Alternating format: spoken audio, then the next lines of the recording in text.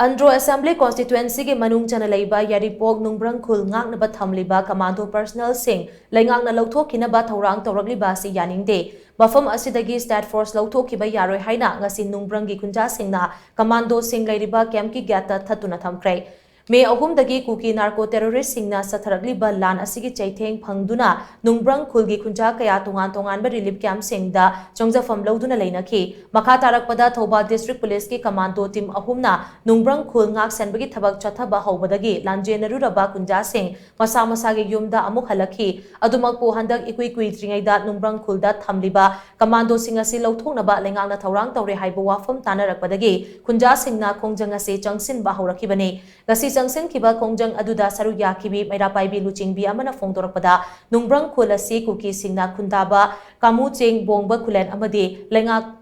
Lengang lok na chingba khul kayana koisilaga leiba maitegi khulni hauzik thokliba irang asina maram oiraga nungbrang khulgi kunja sing mipaina duna leiringai choirak asida kunja singga punna khul ngakminariba commando gi team ahum ase lengang na lauthoknaba thorang tawragliba si yaningde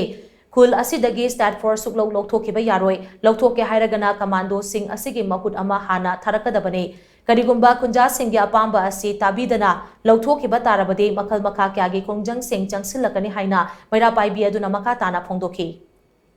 ki pakai village adegi bungba khulen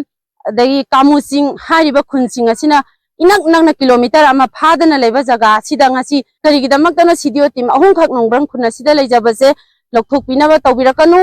lauthokpiba taragasu Imphal Eastagi mahut thabirau adugi Kanduda koi lauthokpiu aduna tigadi sida leiriba state forcing je amata lauthokpa yaroi haiba warep lauminarga koi ngasi protest sathari